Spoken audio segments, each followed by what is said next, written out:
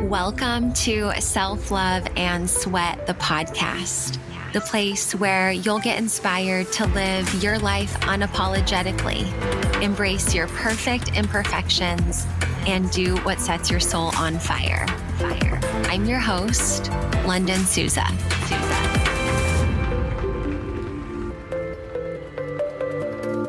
Hey, before we jump into this episode, I just want to make sure that you get all the free things possible.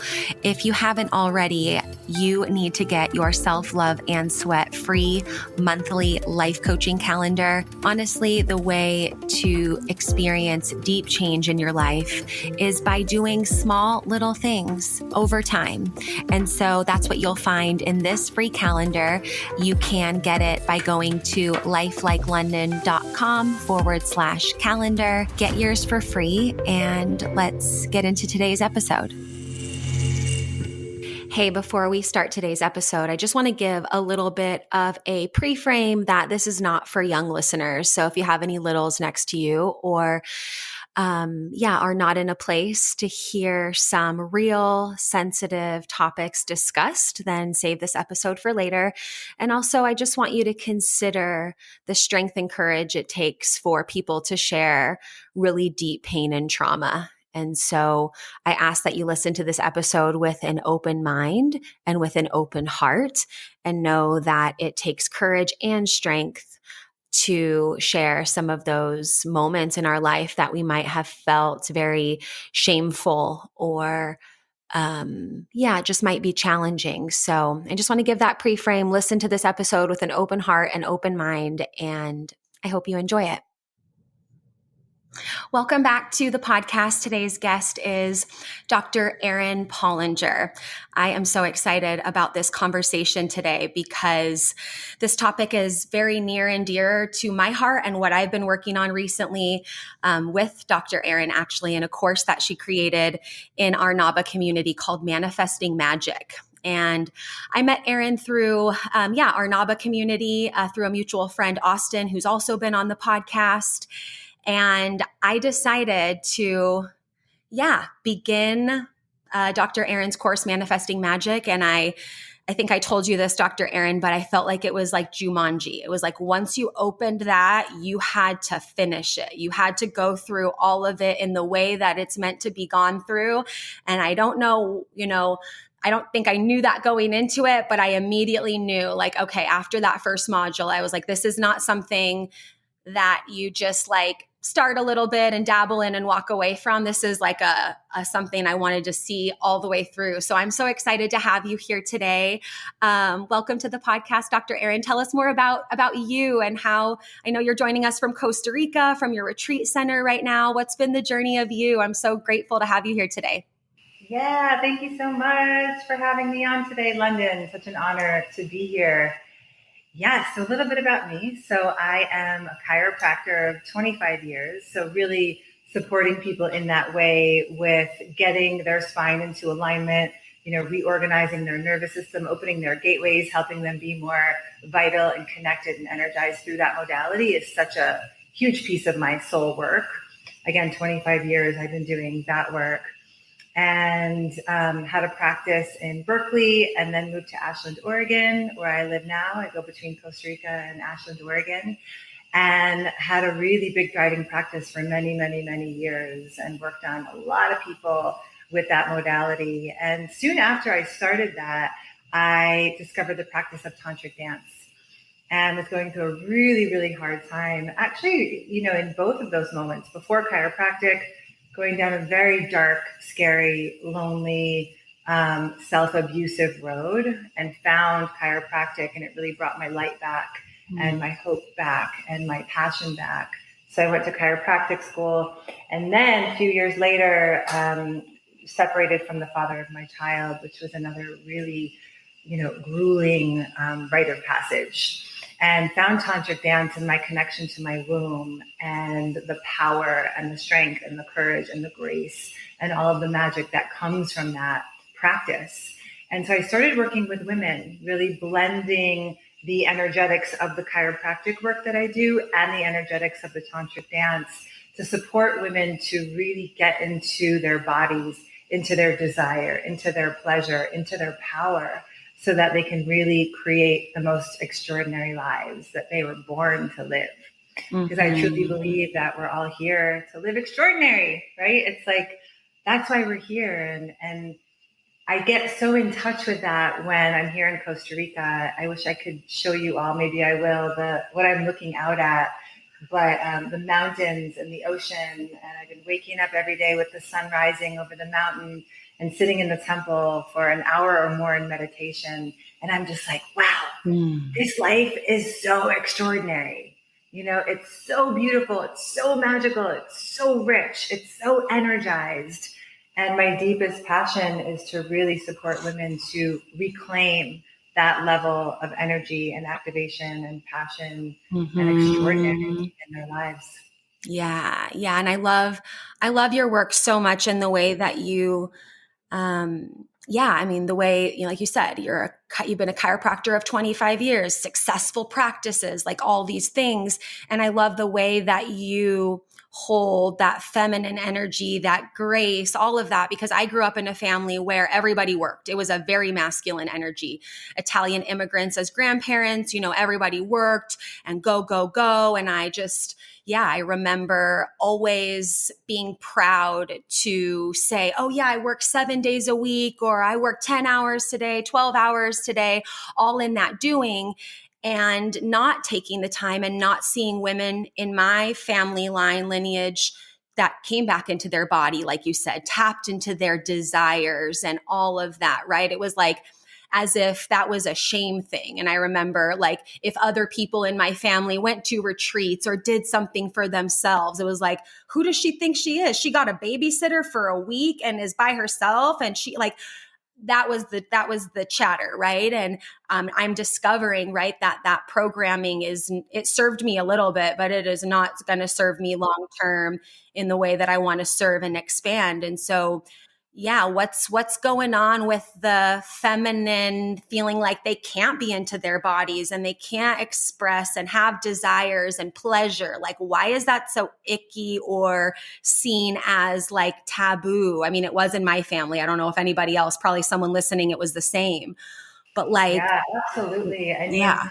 well, definitely the time that we've been living in, and the patriarchy, and the toxic masculine that people have really adopted and believed, right? And like the messages we get from family, from culture, from society, that we need to be equal to men, and we need to work hard, and we need to, you know, push, and we need to hustle. You see so many women on social media, like in the hustle and the push, right? And it's really been a dis-ease, you know, that women, the messaging that we've gotten as women, and the fear around really rising in our feminine. I mean, the witches were burned. We were, you know, tortured and killed for really being in our magic and in our power and in our beauty. And so it's like that fear, you know, religion, all the ways that we've been taught that being in these wild, powerful, graceful, feminine essences that we have isn't safe, and it's shameful. And so we've taken this on, right? And I think things are changing. Not I think, I know things are changing so much right now in this moment in time, right? It's like we've just come into this era of the feminine. Like this whole next era, this whole next period is about the feminine rising, and really about women understanding that it is safe, right? It is safe to be in our desire. That's the beautiful thing about pleasure, right? That's why so many feminine leaders are talking about pleasure right now, because it actually recodes the system that our desires are safe, that we can actually have what we want, that we're not going to be tortured, we're not going to be killed, we're not going to be outcasts, right? That we can actually have what it is that we desire. It's safe, and we're worthy, and we're deserving. Especially now in this year of the snake, it's like this year is all about like that kundalini, that shakti, that feminine, that deep feminine power moving through us, tapping into that, so that we can really rise into the feminine leaders, rise into the beings that we really want to be, which doesn't mean just doing, right? Doing is a part of the feminine. I talk about the three aspects of the feminine: the willing, the wild, and the wise. And this is a year for the wise, the wisdom, the grace, the being, right? The snake is slow and moves and is connected to nature and the earth, and then goes and takes strategic action, which is that wild. The wild is the creative. It's the more of the yang feminine. It's that, it is that doing. It's the action piece, which is a part of the feminine. And then the willing, of course, is having the willingness to go into the dark. The dark feminine is such a big, important piece of the feminine. So in the retreats that I do with women and the work that I do, I really support women to understand these different aspects of themselves and how each one of them is sacred, right? The goal isn't to get to just be the wise woman and live there. The goal is to know all of the aspects of you. And when one is running the show, and how to pull more of the other energetics in. Yes, when when one is running the show. That is what I've come to realize over the last, I would say, for sure, since I moved to Utah, which is about a year and a half ago. I think that I never felt as safe and secure with all of my needs met as I have being here. So then, of course, when you land and you feel safe and you feel good, right? That's that space where then that dark feminine shadow energy is like, okay, yeah, I feel safe enough to come out, right? And so I feel like, yeah, when you aren't aware that those three pieces exist, it's like you're trying to sit. It just made me envision like a stool with three legs. And it's like when you're trying to sit on a stool with just one leg, like it's not going to work. And like you said, figuring out that lean of when it's time for the gas in one direction and the brakes in another, and when it's time to pivot. Because I feel like as women, what I felt in your course is like we have all these superpowers, like these different capes we can wear, and like we get to be, in one of those depending on the season of our life or whatever, instead of looking out for something else to help us or fix us or remedy or whatever. It's like, actually, there's a lot of cool tools within our feminine energy. And I just love that Yeah, so absolutely. much. We are. It's like these different, the willing, the wild, the wise, they do come along with different archetypes. And when we really learn what these archetypes are and how they move in us and through us, and the ones that we've actually disowned, the ones that we haven't really gotten to know, then we're moving in life in like this limited box of perception, this limited box of who we can be and what we can receive and what we can give and how we can be expressed. Right? And so as we reorganize our nervous system through the chiropractic and the entrainments and really bring the energy of the Kundalini, the Shakti online with the tantric dance, all of those aspects get to be integrated and really accepted and understood, so that we can just be a more full, more vibrant, more authentic expression. And we get to know when it's called for, right? It's like sometimes in the wise woman, it's such a being energy, right? It's such a wisdom. It's such a grace. There's such an effortlessness. It's such a time of reciprocity, right? Giving your gifts and receiving from giving your gifts. It's community. It's like weaving the web of your life. And there's a time for wild. There's a time to like be out and start that new program and really be in the like victory energy, right? Like nothing is going to stop me. I am here, and I'm activated and I'm on a mission and I will not stop until I succeed at that, right? There's a time for that. And there's a time to really go dark and be down in the depths of all of the beauty and magic that comes from being willing to really go there and get to know the shadow, like you said, get to know the pieces that need to be felt and really appreciated and welcomed and loved and accepted. Yeah, get to know the pieces that need to be felt, acceptance, not trying to push something away. And yeah, I did our advanced push catch detox at the end of December. And then after that, I immediately tapped into your manifesting magic course. And so for the first time since I was, I've been showing up on social media every day for like a decade, right? Never taking time off, always creating, always like, and I just was like, this month in January is not that, right? I have a wonderful assistant who makes all the short clips for my podcast. We've been still sharing that, but I wasn't really sure how I felt after the detox and as I was going through your modules and the course, right? And I was like, I could feel myself like that trying to push the gas on an area and it was just like, I was frustrated. I didn't feel creative. Nothing was coming up. Then I was annoyed by that. And I was like, girl, you need to sit your ass down. Like, you just need to like you said, that reciprocity, right? You use that word a lot in the course and I like it. I like the way you say it too. I don't know, something about your voice and the way it comes out of your mouth is like such I love that. And yeah, being able to give back to me and also receive. I don't need to be Stretch Armstrong pulled in all the different directions, but I could feel that like there was this shift.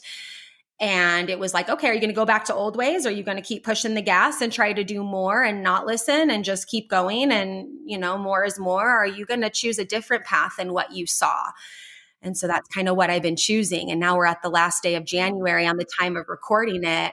And I was like, so I've been kind of going through all that. But yeah, sometimes we need that. And I know a lot of people have asked me throughout the years, like, don't you ever take a break? Like, you're always going, there's every time I open Instagram, your content's like never stop. And I'm like, no, but this time it was different because like you said, there's parts of you that cannot be ignored. And I couldn't push that side down anymore and do. If I was going to do that, I was going to burn out and like die. Like, that's how I felt. Exactly. I was like, no, I'm going to like die if I do that.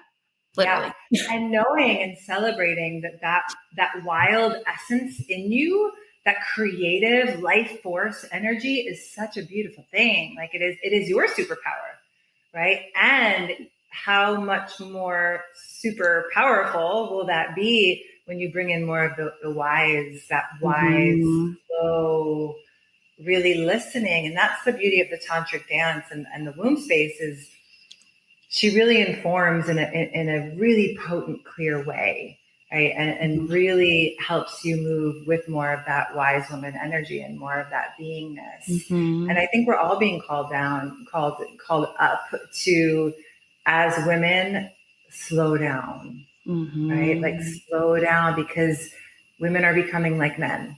With that doing, more, making the more money, doing the bigger business, having the more success. It's I don't ever want to put anyone down, and everyone has their own way of being, and it can be hard for women. It's giving women the message, especially on social media, that you're not enough with what you do. That it's like this comparison and this like. Because so many women who truly are in their authentic, wisdom place aren't guided to move in that way, right? And so it's, I think, especially this year with the snake, yes, action, yes, creation. This is a huge creation year. And from where are we creating from? And how are we moving in that creative life force energy that is so important? Yeah. From where are we moving from? Right. For me, it was like literally the voice of my grandpa, like work. Yeah. Like that was it. Right. And now it's, I have to choose, I get to choose to change that narrative, change the story, turn down the volume on that and turn up the volume on, like you said, the worthiness, the empowerment, the desire, the passion, doesn't matter what you get done today. If you're just feeling good within that energy, that's a win. There doesn't have to be a checkbox there. And I want to talk more about the womb space because this is really what you go into. And, maybe someone listening and also myself too, I'm very familiar with the different chakras and energy centers. But I've never done something where I've literally we spend so much time within that second energy center, that sacral energy, a little bit in the heart and stuff too. But like to spend, 6 intense sessions creating that womb space. And like you said, it's like the the temple, the space where you get to go and be free and express and all of that. And oh my gosh, the visuals and the space that I got to set up within myself has been so magical. You talk a lot about like a dewy lotus flower and that serpent kundalini energy, womb space. Let's talk a little bit about that. And then I'll share my experience kind of with you of what magic happened within me. Yeah. Well, I've been doing tantric dance for about 20 years. And what I have learned and continue to learn, it's really a lifelong practice, as anything is. But the womb space to me is really this incredible portal. And, I know you love Joe Dispenza. Yeah. You've been with him a lot, and how he talks about the void, right? The void and the nothingness. And The fertile void, he says too sometimes. yeah, the fertile void. Yeah, that's the womb space it's our womb. It's this place of fertility. It's the place where the egg and the sperm come together and the life is created and gestated and nurtured. So it's this huge place that's fertile, even if you don't have an actual womb, it's an energetic womb that is always there, that is always fertile in every single woman. And so it is this portal into pain. Really, we carry so much trauma, feminine trauma, in our womb space. And so when we begin this practice, we begin to feel a lot of things that we have not allowed ourselves to feel. So the beginning of this connection can come with really having to be willing to go into that dark feminine and going into the shadow and going to this place of willingness to feel. So it's a portal into pain, right? And the deeper the pain, the greater the gift. So the deeper we connect with this pain, the greater the energy, the more is liberated for us to really be who we are here on this planet. Mm-hmm. It's also the portal into desire. So when we really move from our womb space, we're not coming from desire from here. Like my grandfather, like you said I should be doing this. My mom said I should be doing this. My mind says I should be doing this. My womb has a different desire, right? It's like, I don't want to create a 7-figure business. I want to be a mom and stay home. Or I don't want to be a mom and stay home. I want to create a 7-figure business and like really have huge impact in the world globally, right? It's like, what is the truth? Mm-hmm. And so when you connect to womb space, it's a whole reorganization of where you're listening from, getting guidance from, and then moving from. It's also the portal into pleasure, right? So it's like, when the Kundalini energy, this like golden serpent energy, lives in our cervix. It's like coiled at the base of our spine and the cervix, at the very bottom of our womb space. And when we start to do this practice, that energy literally wakes up and it moves through the different energy centers and it wakes them all up and it brings different aspects and parts of you online. And so a big piece of that Kundalini, when it moves through the womb, when it moves through the first chakra, the yoni, it's like opening that sexuality, right? The sexuality is the life force. It's like the sex, the sperm, the egg come together to create life, right? So that force of eros, right, which is the erotic energy, mm-hmm. It's sexual energy. It just is, right? Whether it's like actually connected to like the act of sex or not, it is this life force that is so powerful that when we connect to it through the womb space, it changes our whole entire life, because that energy is the energy that we can play with and pray with. It has, our highest awakening and service. It's the energy that makes us more attractive, receptive, magnetic. And these are the things that pleasure does. There's a whole neuroscience behind pleasure and how it really changes our beingness, our neurophysiology. As a chiropractor, I love talking about all those pieces, the science behind it, because once those places are shifted and changed, the pleasure comes in, endorphins, oxytocin, nitric oxide, all of these things change the brain, right? Which then brings us in our power, because we can think different thoughts. We can, be more confident. We're more bold. We're more apologetic. We care less about what people think. And so when we connect to this pleasure, we connect to the power in our womb space. The Shakti is the feminine power. It just is. It's like then we can actually go out and take action and create from a whole different place. So the Mm-hmm. womb space really, it is the temple within us that when we sit in the temple and we do the practice, we get to experience the fullness of all of these things. Mm-hmm. Yeah, so good. And it makes me think of, well, myself too, but I have clients that I work with that are beyond the age of childbearing and never had a kid, right? So tapping into being able, like, you can create something, amazingness, magic within that space. And it actually doesn't have to be a human. There's so much, right? And we get stuck in that space. And like you said, the shame and the guilt of not doing X, Y, or Z, or what we should or supposed to, or what it means to be all that, right? And I love those moments where women get to realize, like, oh, actually, like, maybe creating a person wasn't what you being here on earth this round was what you were doing. You know, maybe you were here to birth, like you said, a 7-figure business. Maybe it was humans, maybe it's a whatever, right? And I love the liberation that women get when they realize that, like, oh yeah, I actually, like, I've been for 20 years in this guilt shame spiral of not being able to have kids. And then I'm beyond menopause or whatever. And it's not a reality for me to create naturally a child anymore or whatever. And being able to be like, oh, actually there's a lot more there than just that. There's Absolutely. a lot more there than Absolutely. And just that. I love that you use the word magic, because that's the name of the course that you just did, is the manifesting magic, which can be, some people think like, oh gosh, woo woo, what is that? Magic. And really the definition of magic is altering the course of events using supernatural powers. And when we connect with our womb space, it is actually a supernatural power that we have to cultivate our connection with this Shakti, with this Kundalini, with this energy. I really call myself, I'm a chiropractor and a self-mastery mentor, and I really support women to master their energy. That's like master the energy and embody the eros. And when we master this energy, right, then we actually can alter the course of events, because with this energetic, we hold the desire, we fuel it with pleasure, we're connected to this energy, and we can actually shape our reality.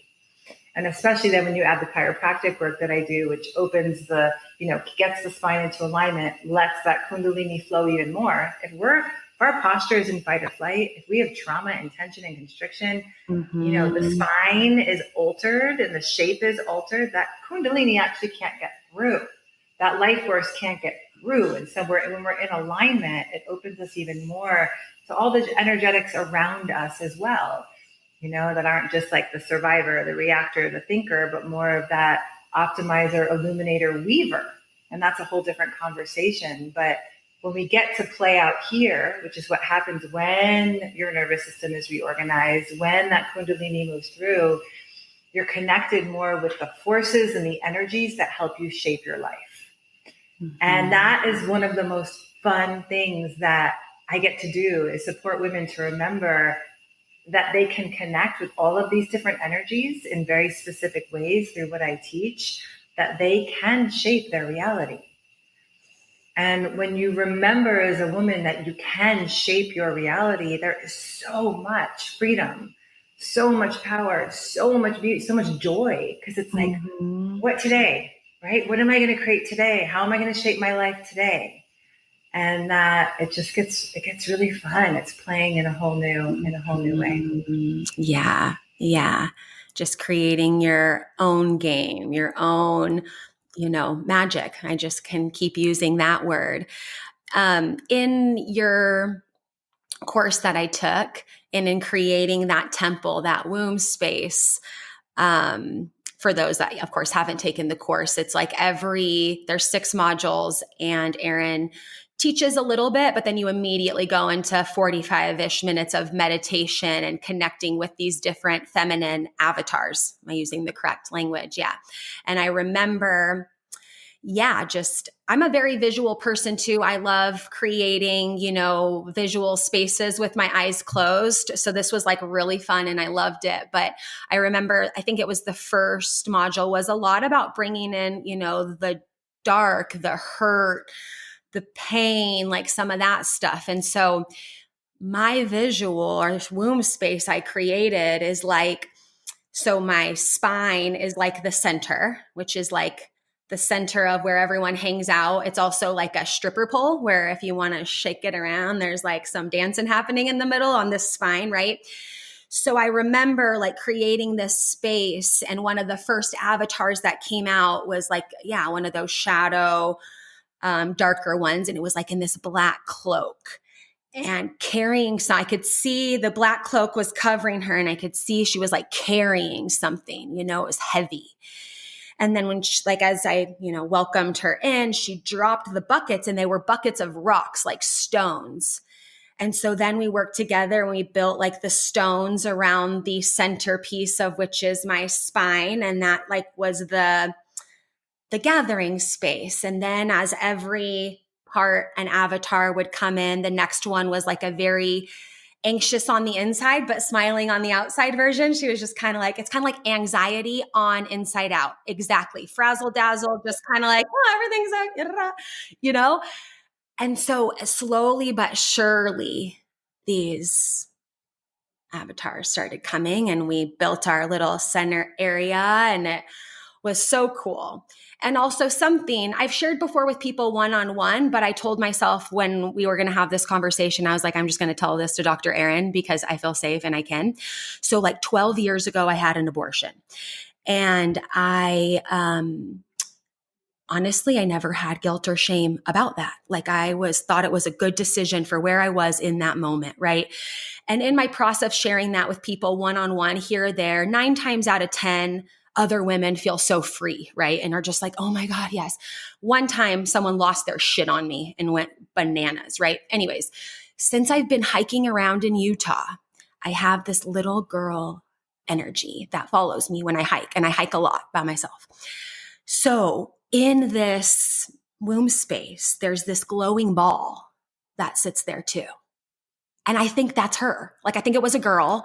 And I think, and so for me, I'm like, that's not, I just, I felt like that was the best decision in my life at the time. Even looking back now, this might be a very, touchy subject for people listening, but I feel safe to share it with you. Like someone might be so triggered and, not like me and unfollow me, all the things. That's okay. I'm willing to have that happen. But I never felt guilt or shame or like anything around that. I still don't to this day. But now I'm like, oh, that's kind of like my spirit guide or some part of that that's still there. And it's so beautiful. And it also has something to teach me, right? But that's there too. And so that's why this month in January, I was like, I don't know I can't create anything. Like I need to just be with myself. Like all this is coming up, and we're building this like campfire stripper pole womb space going. I can't right now. The world needs to pause, like that's how I've been feeling. And so that's been so cool. So I wanted to share that because I felt like I couldn't share that on a podcast episode by myself. So thank you for letting me share that. And also like, thank you for what you do, because without that, I mean, I maybe would have figured but I'm so grateful because I had, the masculine in me. I had my 6 modules and I planned it out and I knew when I was going to do it. But then I also created that space to just, and sometimes I was on the ground in my kitchen, sobbing, crying, crawling, roaring. Sometimes I was just like a little kid smiling, doing like snow angels on the floor. Right. And I share that because I think people are so afraid to go into that dark space. But like you said, there's so much good shit on the other side of it. And I just feel really grateful for all of that experience. I don't know if you have reflections on it, but. Yes. Thank you for sharing all of that. And it's like the retrieval, right? The retrieval of the anxiety and the acceptance and the welcoming home, where then that part feels safe and heard and loved and accepted and part of, and they don't have to like do outward shit to sabotage you, right? And then the retrieval of the part that's like carrying the heavy rocks that just feels so burdened, but then like, oh, let's use those rocks to build a campfire, right? Let's like repurpose. It's like giving these parts. Often I work with women. I give these parts different roles, right? Different identities. It's like, okay, I've carried this identity for so long. What's the new identity now? What's the new role? right? And so I love just hearing how you've brought all these pieces in. And then, with the abortion, it's such a big thing, it's such a big thing. And it's a beautiful thing that you really felt so clear in the rightness for you, and that you can connect with the energetic that's there now and have more of this allyship and connection with this being. And a lot of women do have shame around it. I've also had an abortion. And when I started this process, I had to grieve. Oh my goodness, in the beginning of my tantric dance journey, I can't even tell you how much I cried about so many things. It was like this endless pit of just grief and despair. And I think that when we tap into this work, I know, we're really also collecting into the collective, the global womb. And we feel the pain of all women, really. And we're feeling the suffering of all that's happening on this planet, and all the ways that women have been tortured and killed and hurt and raped and dismissed. And it is, such a service, it's such a service to be able to feel for humanity. Mm-hmm. Yeah. Such a service. I'm crying. Yeah. I think for anyone, listening now, is just like this space that we share and express. It's because, like you said, there's other women out there that are stuck in this box of guilt, fear, and shame every single day, all day, and pushing it down. And so how my thing is communication and vocalizing and making, your masterpiece, like your message, of just that expression. And I hope somebody listening feels liberated in some of their decisions. It was the best choice. They're the best choices. We always make the best choices. Where does a woman start that is maybe never heard womb space, kundalini, shakti, yoni, right? I love how in the beginning in your first module, you're like, I'm going to say yoni, pussy, I just want you to know, we're using verbiage that is so and so someone listening might be like, okay, what's the first step? I love how in the meditations too, we're not just sitting upright and still, right? You're having us move our hips and get into that. And I just remember feeling so good.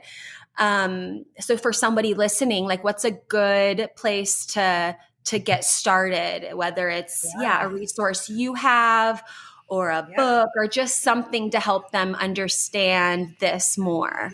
Yeah, absolutely. So on my website, which is just Dr. Erin Pollinger. .com, there's my free course, and that is called 7 Steps to Manifesting Magic. And it kind of goes through a lot of what we've talked about, the 7 different, the first step is all about connecting with womb space, and that comes with meditation. So just doing that very simple meditation will start to get you connected and cultivating this relationship. And once you do that free course, of course, it goes through all the steps, which is being with what is, connecting with your desire, activating your pleasure, owning your power, listening, and taking inspired action. So you'll learn a lot. And that's more of me talking about these things. The meditation, yes, is part of the first step. So that would be good to get you embodied. But then you'll be connected to me and my list. And I'm always putting out new offerings. I'm doing a retreat in June in Ashland, Oregon at our retreat center, Illuminate. I do an in-person tantric dance class for those in Southern Oregon. I'm thinking about doing another Alchemize, which is an online 8-week container to really teach women, more globally, this practice of tantric dance, which actually translates really beautifully online. And let's see, what else? Yeah, those are the big offerings coming up right now. I'm hoping to be doing, 3 retreats a year. Cool. So there'll be lots of opportunity to come and play in this way. Yeah, I'm excited for June. Like I told you, I'm going to do everything to get there. I really want to come. I think it will be so cool. And I do like the idea of offering something online, because being able to create that container in my place, right? I didn't have to go anywhere. I didn't have to, of course, I'll be in a heartbeat over to Costa Rica, but it's like, we don't have to go to the jungle and be in paradise to then create that here. So I really liked actually the sacredness of doing that actually in my apartment, because it's like different now. Like I can look in my kitchen. It's not just where I cook. It's also where I like broke down and lost my shit a couple times in a good way. I just remember being right next to my fridge. I was like sweating and like next to my fridge was cold. And it feels so good laying on the kitchen floor next to your fridge if you need a moment, just FYI. But I think the idea of like what you said, maybe bringing that back, the container for people to be able to do that at home, not just for, of course, for your work to reach more people, of course, but also like it's kind of cool when you can create a little shift in your space. It's not just where you live and go through the motions. It could actually be a place that you can tap into true healing and magic. Yeah. And NABA, NABA is another really great place where the Manifesting Magic course is. And that's a little trickier to find. It's in the library. But then I have another course called Own It, which is also on the NABA platform. Yeah, I haven't done that course yet, but I did your live one. So I'm excited to go in and the live is more of the like more current essence and energy. Yeah. The other one, is good. It's worth it. It's worth it. I hear you though, because I created my course too. Yeah. And you go back and you're like, oh, okay, that was good for where she was now, but there's so much more that but we also have to, give ourselves grace and credit because we like crushed it and got our course done. We had, in our community. I remember loving your dress so much in that it was like seatbelts. The green. Right? It was like the seatbelt material, how it was all woven in. And at that point I hadn't met you yet, but I was seeing all the clips and pictures and everything. And I just, it's obviously more about what's on the inside than what's on the outside, but you're stunningly beautiful. So I remember being like, oh, I love that. Look at her dress. Okay, cool. I'm excited when I get to connect with her and know her more. But we'll put all those links to everything that you mentioned. And as Erin mentioned, we are both part of the NABA community, which stands for the Natural Art of Being Alive. That's how we connected. And our community is growing. I think we're almost to 400, if not over, members of just, wonderful people that want to grow and expand and heal and feel and connect and evolve and create and all the things. And while some social medias are cool, I can't discount it because that's how I built my brand and my business was on Instagram. But NABA is a way better place to be if you're looking for stuff that's going to feed your soul, your mind, your heart, all of that. So I'll put all those links in the description too, if you want to hang out where Erin and I hang out. And Instagram, Dr. Erin Pollinger on Instagram too. Cool. Yeah. I'm going to put I always put a little thing in the show notes with all the links so that you can connect with Dr. Erin. Thank you for you. Thank you for doing what you do. It's changed my life. And I know someone listening is going to ripple from this conversation. So I appreciate you and thanks for being here. I appreciate you so much. And I just really see you since I met you and everything that you do and all the ways, like I see that wild, that like, that's such a gift of yours, that creative energy and your love of people and your love of connecting with people and like bringing out people's light and helping people get more visible through the magic that you are. I really just honor and celebrate what you do and how you show up. And I'm just really honored that you asked me to be here today. Thank you for being here. We appreciate you. And thank you guys for listening. We'll see you at the next episode. Bye.